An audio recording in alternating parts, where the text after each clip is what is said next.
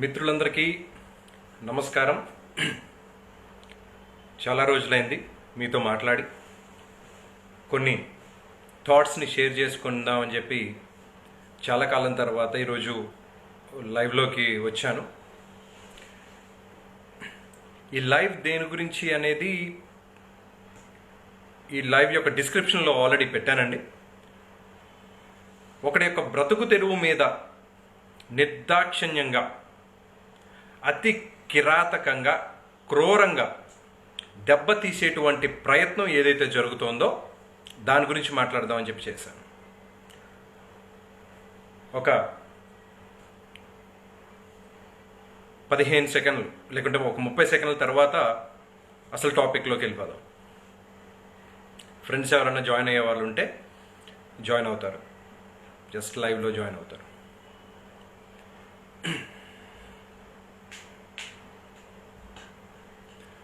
So అందరూ సేఫ్గా ఉన్నారనే అనుకుంటున్నాను, సేఫ్గా ఉండాలని కోరుకుంటున్నాను. కరోనా మహమ్మారి మరొక్కసారి విజృంభిస్తుంది అని చెప్పేసి మనం వార్తలు చూస్తున్నాం. సో మిత్రులందరూ తగిన జాగ్రత్తలు, బయటకు వెళ్ళినప్పుడు మాస్క్ వాడండి, అలానే శానిటైజర్ మనతో పాటే తీసుకువెళ్ళండి, ఖచ్చితంగా క్యారీ చేయండి. గ్యాదరింగ్స్ని వీలైనంత వరకు అవాయిడ్ చేయండి. So let's get in to the point, direct to the point అండి. తెలుగు సినిమా ఇండస్ట్రీ గత 60-70 సంవత్సరాలుగా, సుమారుగా ఒక 60 సంవత్సరాలుగా ఎంతోమంది కళాకారుల్ని ఆదరించింది, ఎంతోమందికి కడుపుకి నిండా అన్నం పెట్టింది, ఎంతోమందిని ఆదరించింది. ఎంతోమంది కొత్త వాళ్ళు వచ్చారు. పాత తరం నుంచి ఇప్పటి వరకు అనేక వందలాది మంది యాక్టర్స్ వచ్చారు, అనేక వందలాది మంది హీరోస్, హీరోయిన్స్, క్యారెక్టర్ ఆర్టిస్టులు, కమెడియన్స్, విలన్స్ వేరే రాష్ట్రాల నుంచి మన దగ్గరికి వచ్చి మన ఆదరాభిమానాలని వారు చూరగొన్నారు. ఎంతోమందికి ప్రత్యక్షంగా, అంటే సినిమాలో నటించే వాళ్ళు, సినిమా తీసేవాళ్ళు, సినిమా డైరెక్షన్ చేసేవాళ్ళే కాకుండా ప్రత్యక్షంగా, పరోక్షంగా సైకిల్ స్టాండ్ నడుపుకునే వాళ్ళు, థియేటర్ బయట గొట్టం ప్యాకెట్లు, సమోసాలు అమ్ముకునేవారు, పరోక్షంగా కూడా ఎన్నో వేలాది మంది కుటుంబాలకి కొన్ని రోజుల పాటు ఈ 4,000 నోట్లోకి వెళ్ళడానికి సహకరించింది ఈ తెలుగు సినిమా ఇండస్ట్రీ. ఒక తెలుగు ప్రేక్షకుడిగా ఏ సినిమా వచ్చినా కానీ ఆ సినిమా బాగుంది అంటే వెళ్ళి చూడడానికి నేను ఇష్టపడతాను. నేను అభిమానించేటువంటి చిరంజీవి గారి సినిమా, పవన్ కళ్యాణ్ గారి సినిమా అందరికంటే కూడా ఇంకొకసారి ఎక్కువ చూడడానికో, లేకుంటే అందరికంటే ముందుగా అంటే బెనిఫిట్ షోలు చూడడానికో, లేకుంటే ప్రీమియర్ షోలు చూడడానికో కొంత ఉత్సాహం చూపిస్తాను. అది నా అభిమానం, వాళ్ళ మీద ఉన్నటువంటి నా ఇష్టం, వాళ్ళ మీద నేను పెంచుకున్నటువంటి ఆప్యాయత అలా ఉంటుంది. అలానే గతంలో కూడా కాటమరాయుడు కావచ్చు, సర్దార్ గబ్బర్ సింగ్ కావచ్చు, బంగారం కావచ్చు, తొలి ప్రేమ కావచ్చు, బద్రీ కావచ్చు, తమ్ముడు కావచ్చు, ఖుషి కావచ్చు, ప్రతి సినిమా కూడా ఉదయం 6 గంటల షో ఉంటే 6 గంటల షోకి వెళ్ళేవాళ్ళం. మా ఊర్లోనో లేకుంటే మా పక్క ఊర్లో, మా ఊర్లో వేసేవాళ్ళు కాదు, మా పక్క ఊర్లో వెళ్ళేవాళ్ళం. ఇప్పటికీ కొన్ని బెనిఫిట్ షోలు జరుగుతున్నాయి, కొన్ని ప్రీమియర్ షోలు జరుగుతున్నాయి. దేనికి లేనటువంటి ఇబ్బంది, ఎవరికీ లేనటువంటి ఇబ్బంది. అంటే ఇది ఒకరి యొక్క, అంటే నేను నా పర్సనల్ సాటిస్ఫాక్షన్, నా పర్సనల్ ఇంట్రెస్ట్ తోటి నేను సినిమా చూస్తాను. నాకు 500 పెట్టగలిగిన స్తోమత ఉంటే సరే అయితే వెళ్దాం పదా అనుకుంటాను. లేదు నాకు మనీ టైట్గా ఉన్నాయి అనుకుంటే నేను అప్పుడు వెళ్ళను. ఏ ఫస్ట్ షోకో సెకండ్ షోకో వెళ్తాను. దీంట్లో ప్రాబ్లం ఏంటి? నాకే కాదు, ఎవరికి ప్రాబ్లం లేదు. సినిమా చూస్తేనే రోజు గడుచుద్ది అనేది లేదు, సినిమా చూడకపోతే ప్రాణం పోతుంది అనేది లేదు. సినిమా అనేది ఒక మన దైనందిక జీవితంలో మనం ఒక రిలాక్సేషన్ కోసం చూసేటువంటి ఒక పాట, అది సినిమా. అది దాన్ని కొంతమంది అభిమానంతో, కొంతమంది ఫ్యాన్స్ షోస్ కొనుక్కుంటారు, స్పెషల్ షోస్ వేసుకుంటారు. దాంట్లో తప్ప ఎక్కడ కనిపించిందో నాకైతే అర్థం కావట్లా. ఒకవేళ టికెట్కి రేట్ ఎక్కువ అనేది కేవలం వకీల్ సాబ్తోనే పుట్టిందా? ఏ సినిమాకి కూడా ఇప్పటి వరకు 40 రూపాయలు ఉండేటువంటి లేకుంటే 50 రూపాయలు ఉండేటువంటి చైర్ రూపాయలకి 150 రూపాయలకి అమ్మిన దాఖలాలు ఎక్కడా లేవా? ఇది మాత్రమే మీరు భూతద్దంలో వేసుకుని చూస్తున్నారా?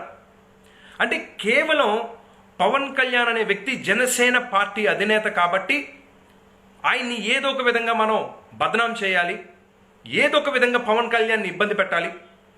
పవన్ కళ్యాణ్ ఏమి కోట్లాది రూపాయలు దోచుకున్న వ్యక్తి కాదే. తను సంపాదించిన ప్రతి రూపాయికి ట్యాక్స్ కట్టే వ్యక్తి. తెలుగు ఫిల్మ్ ఇండస్ట్రీలో హయ్యెస్ట్ ట్యాక్స్ పేయర్ చిరంజీవి గారు కానీ పవన్ కళ్యాణ్ గారు కానీ హయ్యెస్ట్ ట్యాక్స్ పేయర్స్ వాళ్ళు. మీకులాగా లేకుంటే కొంతమంది రాజకీయ నాయకులకు లాగా కోట్లాది రూపాయలు దండుకొని కోట్లాది రూపాయలు అక్రమ మార్గంలో సంపాదించి వ్యక్తులు కాదు కదా. వాళ్ళు తీసుకున్న రెమ్యూనరేషన్కి ట్యాక్సులు కడుతున్నారు. దాంట్లో ప్రాబ్లం ఏంటి? ఎవరికి వచ్చింది ప్రాబ్లం? ఎందుకు వచ్చింది ప్రాబ్లం? ఇంతకాలం లేనిది ఇప్పుడు ఎందుకు వచ్చింది ప్రాబ్లం? అంటే పవన్ కళ్యాణ్ సినిమాలు తీయకూడదు. పవన్ కళ్యాణ్ సినిమాలు తీస్తుంటే ఎందుకు తీస్తున్నావు అంటారు. పవన్ కళ్యాణ్ సినిమా రిలీజ్ అయితే నీ టికెట్ రేట్ ఇంతే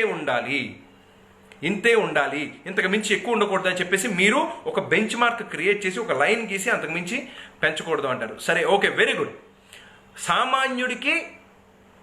సామాన్యుడికి టికెట్లు అందుబాటులో ఉండాలి కాబట్టి ఈ నిర్ణయం తీసుకున్నాం, మహత్కరమైన నిర్ణయం తీసుకున్నాం. ప్రపంచం అంతా మన వైపు తిరిగి చూస్తుంది. అమెరికా అధ్యక్షుడు కూడా, రష్యా అధ్యక్షుడు కూడా మన ఆంధ్రప్రదేశ్ వైపే చూసి అసలు టికెట్ రేట్లు ఎలా కంట్రోల్ చేయాలి అనేది ఒక వీడియో కాన్ఫరెన్స్ రూపంలో జగన్మోహన్ రెడ్డికి కాల్ చేసి తెలుసుకున్నారు అని చెప్పేసి మీరు డప్పు కొట్టుకోండి. ఎందుకంటే మీకు కొట్టడం వచ్చింది అదే కాబట్టి, చిడతల భర్జనే కాబట్టి మీరు డప్పు కొట్టుకోండి, ఇబ్బంది లేదు. కానీ ఆ సినిమా మీద పరోక్షంగా ఆధారపడినటువంటి ఎంతోమందికి, ప్రత్యక్షంగా ఆధారపడిన వాళ్ళకి, సినిమా థియేటర్ ఓనర్స్, డిస్ట్రిబ్యూటర్స్, ఒక సినిమాని రన్ చేయడానికి డైలీ ఎంత ఖర్చు అవుతుంది, మీరు తీసుకొచ్చినటువంటి పనికిరాని జీవో వలన ఎంత లాస్ అవుతుందో మీకు తెలుసా? కేవలం పవన్ కళ్యాణ్ అనే వ్యక్తిని టార్గెట్ చేసే ప్రాసెస్లో మీరు కొన్ని వేల మందిని మీరు ఇబ్బంది పెడుతున్నారు. కొన్ని వేల కుటుంబాల ఉసురు మీకు తగులుతోంది. ఇవేమీ మీకు పట్టవు. మన గౌరవనీయులు ట్రాన్స్పోర్టేషన్ మినిస్టర్ పేర్ని నాని ఆయన అంటాడు,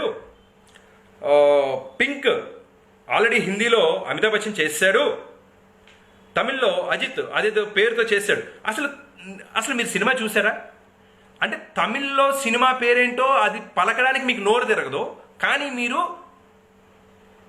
మీరు ఒక సినిమాని రివ్యూ చేసే ఎనలిస్ట్ లాగా మీరు మాట్లాడేస్తారు. అది పాచిపోయిన లడ్డూనా?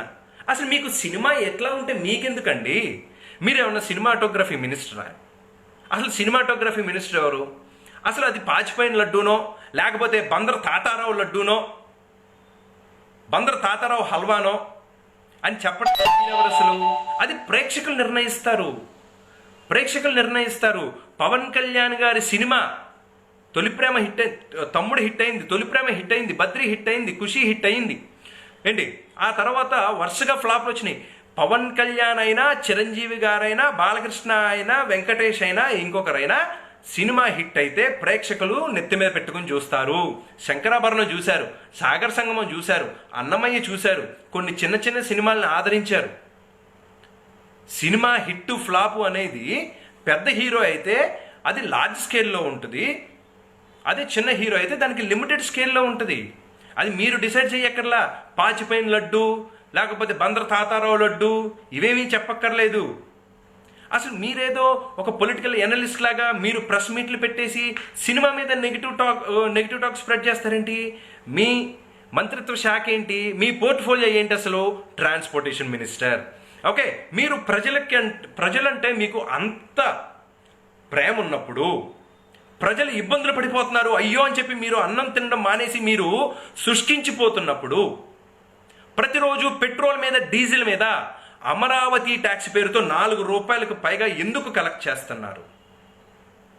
సోమవారం నుంచి శుక్రవారం వరకు ఒక రకంగా 600 నుంచి 700, 800 రూపాయలు ఉండేటువంటి బస్ టికెట్ రేట్లు వారాంతంలో శుక్రవారం రాత్రి, శనివారం రాత్రి, ఆదివారం రాత్రి 1500 నుంచి 2000 రూపాయల వరకు వెళ్ళిపోతుంటే, ప్రైవేటు దళారీల చేతిలో సామాన్యుడు నడ్డి విరిగిపోతుంటే, పండగలకి ఇంటికి వద్దామని చెప్పేసి బుక్ చేసుకుంటున్నటువంటి సామాన్య ఉద్యోగులు, మధ్యతరగతి ఉద్యోగులు ఇంటికి రాలేక అయ్యో నేను ఈ పండగ కూడా ఇంటికి వెళ్ళలేకపోయానే అని చెప్పి దిగాలుగా హైదరాబాదు, చెన్నై, బెంగళూరులో అనేక రకాల ప్లేసెస్లో ఉండిపోతుంటే ఒక బాధ్యత గల ట్రాన్స్పోర్టేషన్ మినిస్టర్గా మీరేం చేశారు? మీ బాధ్యత ఏ విధంగా ఎక్కడ నెరవేర్చారు?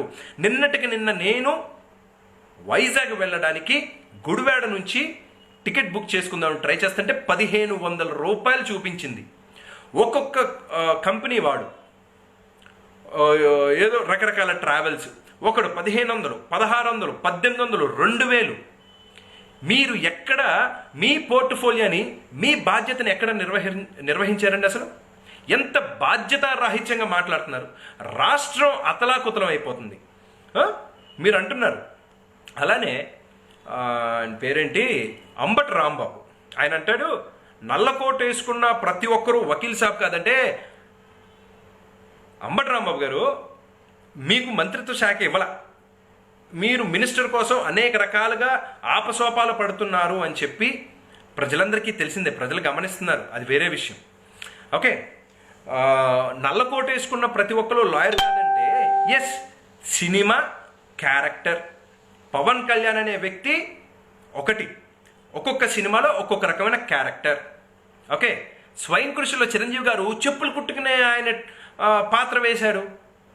అంత మాత్రం ఆయన చెప్పులు కుట్టుకునే వాళ్ళు అయిపోతారా?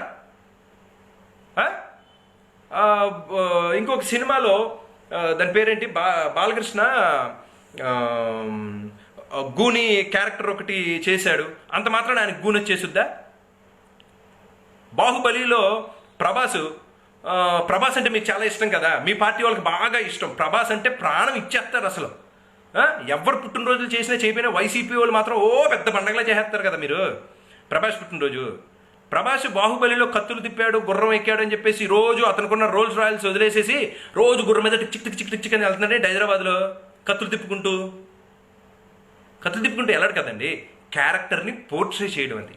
అంటే ఈ మినిమం సెన్స్, కామన్ సెన్స్ వీళ్ళకు ఉంటుంది అని మేము అనుకున్న ప్రతిసారి యు ప్రూవ్ అస్ రాంగ్. మాకు లేదు అని మీరు నిరూపిస్తూనే ఉంటారు. ఎస్, పవన్ కళ్యాణ్ నల్లకోట వేసుకున్నంత మాత్రాన లాయర్ కాదు. కానీ కోట్లాది రూపాయలు అక్రమంగా సంపాదించి, క్విడ్ ప్రోకోల ద్వారా సంపాదించి, షెల్ కంపెనీల ద్వారా హవాలా చేసి క్విడ్ ప్రోకోలో అరెస్ట్ అయిన వాళ్ళు మాత్రం నేరస్తులే వాళ్ళు. అది మాత్రం మేము క్లియర్గా చెప్పగలుగుతాం. అట్లానే ఇంకా ప్రజలకి అందుబాటులో ఉండడానికే మేము ఈ మహత్కర నిర్ణయం తీసుకున్నాం అనేటువంటి మీరు ఇసుక దోపిడీ సంవత్సరం పైగా 2 సంవత్సరాలుగా మీరు అధికారంలోకి వచ్చిన దగ్గర నుంచి ఇసుక దోపిడీ, దానికి ఏం సమాధానం చెప్తారు? ఎవరికీ తెలియనటువంటి పిచ్చమందుని 50 రూపాయలకి 60 రూపాయలకి దొరికేటువంటి పిచ్చమందుని 150 రూపాయలకి అమ్ముతున్నారు. అంటే 90 రూపాయల పెచ్చుతోటి మీరు ఒక పిచ్చి క్వార్టర్ని మీరు అమ్ముతుంటే ఆ దోపిడీకి ఎవరు సమాధానం చెప్తారు? ట్రాన్స్పోర్టేషన్ రంగంలో జరిగేటువంటి ప్రైవేటు దళారుల చేతిలో నలిగిపోతున్నటువంటి దానికి, ఆ దోపిడీకి మీరు ఎలా సమాధానం చెప్తారు? ప్రతి కుటుంబంలో 3 నుంచి 4 ఆయిల్ ప్యాకెట్లు అవసరం అవుతుంటే గత ఏడాది కాలంగా నెలకి కేవలం ఆయిల్ ప్యాకెట్ మీద 50 రూపాయలు పెచ్చు జరుగుతోంది. అంటే 200 రూపాయల చొప్పున గత సంవత్సర కాలంగా ప్రతి కుటుంబం 2500 నుంచి 3000 రూపాయలు అదనంగా దోపిడీ చేసింది. నిత్యావసర వస్తువుల మీద కంట్రోల్ లేనటువంటి ఈ ప్రభుత్వం ఉద్యోగాలు లేకుండా యువతని ఎందుకు పనికి రాకుండా నిర్వీర్యం చేసేసి వాళ్ళ యొక్క ఆశల్ని జీవితం మీద పెట్టుకున్నటువంటి ఆశల్ని దోపిడీ చేసి నిట్ట నిలువున ముంచేసినటువంటి దానికి ఎవరు సమాధానం చెప్తారు?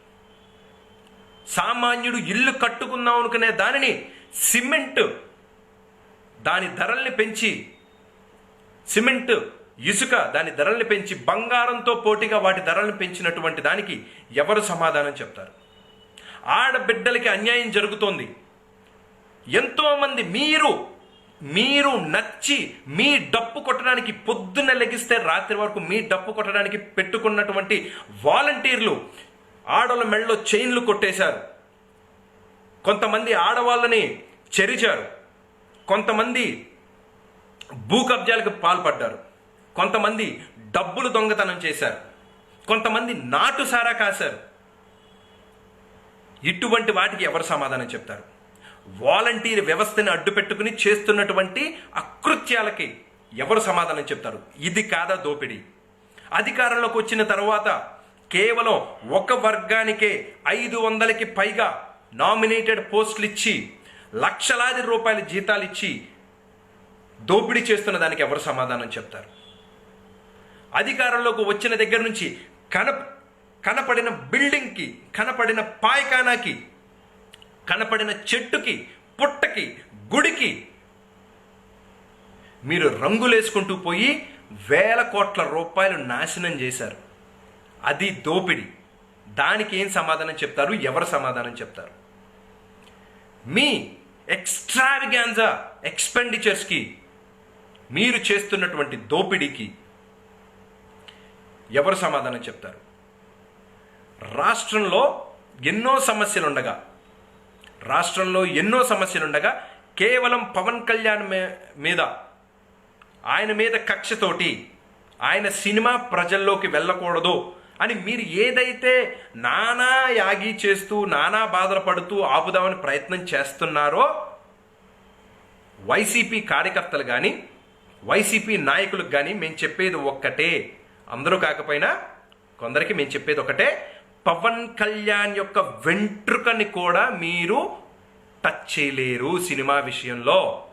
ఆల్రెడీ సినిమా ప్రజాదరణ పొందింది, ప్రజలు ఆదరిస్తున్నారు, ముఖ్యంగా ఆడవారు ఆదరిస్తున్నారు, చాలామంది చాలా పాజిటివ్గా మాట్లాడుతున్నారు.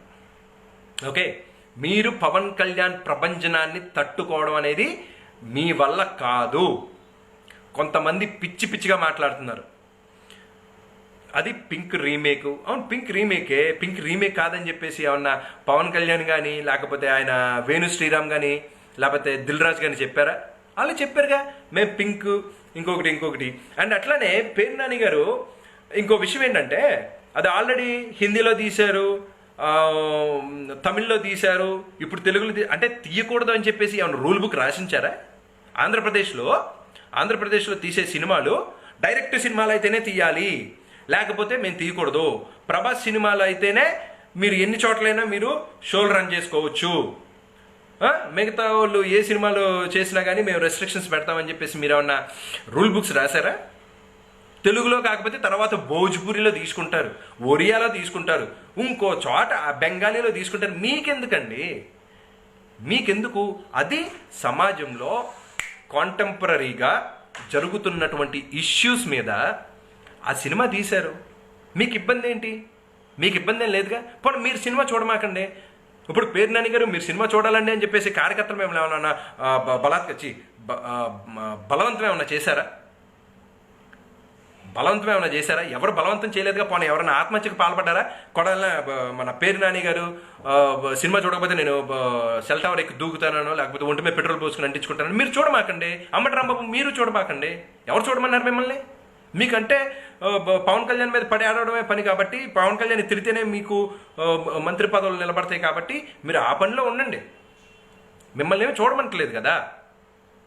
మిమ్మల్ని మీరు చూడకపోతే ఇక్కడ ఆగిపోయే రెవెన్యూ ఏం లేదు కదా. నాలంటి వాళ్ళు ఇంకొకసారి చూస్తాం, ఇంకోసారి ఫ్యామిలీతో పాటు వెళ్తాం. దాంట్లో ఇబ్బంది ఏముంది? మాకేమన్నా ఇది కొత్త? గతంలో టీడీపీ హయాంలో చంద్రబాబు నాయుడు ఎలాగే రొచ్చు చేశాడు.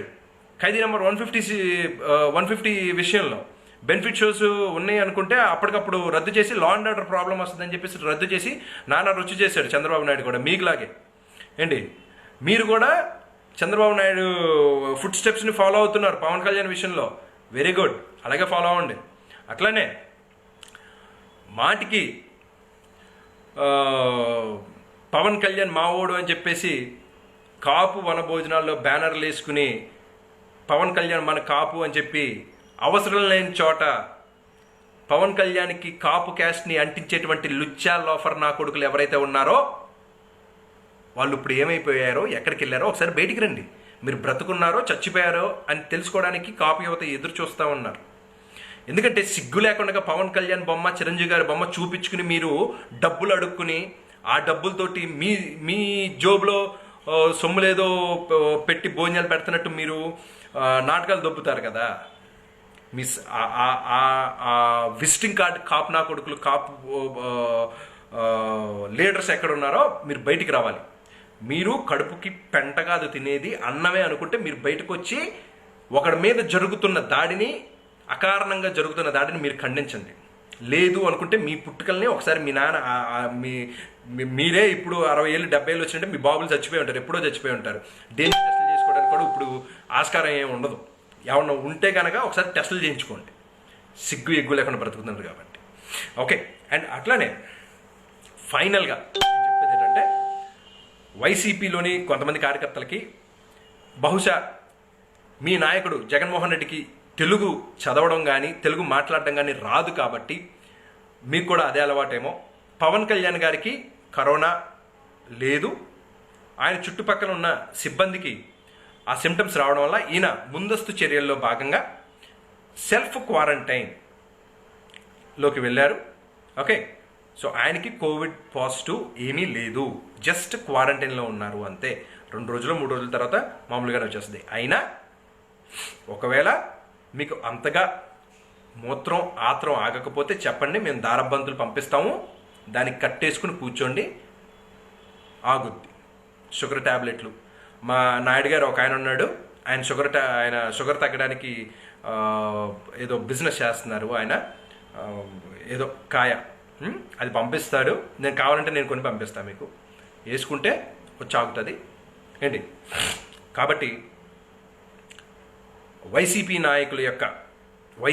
నాయకుల యొక్క అంగచూషణ చేసేటువంటి పాలికాపు నా కొడుకులు ఎవరైతే ఉన్నారో పాలేర్లు, మీ అందరికీ ఒకటే చెప్పేది, సిగ్గు ఎగ్గు లేకుండా ఇంతకాలం బతికారు కాబట్టి మీరు చచ్చేంత వరకు అలాగే బతకండి.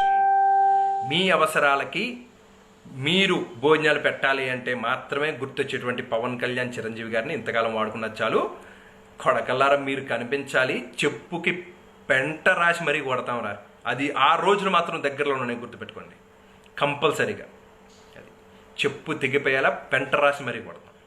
అది ఉంటానండి. Thank you.